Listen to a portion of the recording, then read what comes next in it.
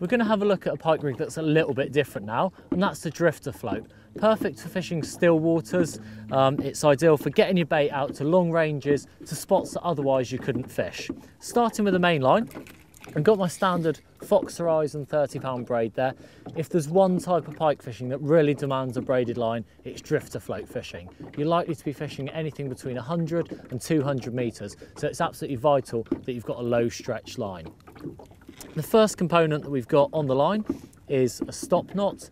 Obviously you can use a float or a braid stop, and that will control the depth at which the bait is fished. So that's adjustable. You can pull it up and down the line to suit the conditions. A good starting point though would be to try and fish the bait at around 2/3 depth, and then try through the day at different depths to try and work out where the pike are feeding.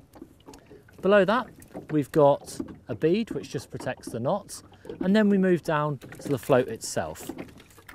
This is the Fox System drifter float, and threaded onto the line we've got this controller arm, and what this does, it keeps the braid away from the stem, provides stability, and obviously just keeps the braid up out the way on the surface where it needs to be. So we've got the braid threaded through there, and then at the other end of the stem we've got a snap link with the drifter float itself, and by having it on an arm like that and attached with a link swivel at the bottom, it can revolve to catch the wind, and obviously as it catches the breeze with a vane which has got a bit of a kink in it to allow it to catch the wind, that's what brings it across the surface. So it's a dead simple rig. It probably looks a little bit complicated in the packet, but it's pretty easy to use.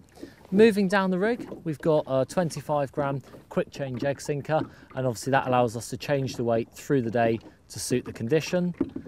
And then we've got a ready-made trace with a snap link, standard 2, size 6 trebles with bait flags. Now this rig can be used either with a dead bait or a live bait to cover vast areas of water that otherwise wouldn't be accessible.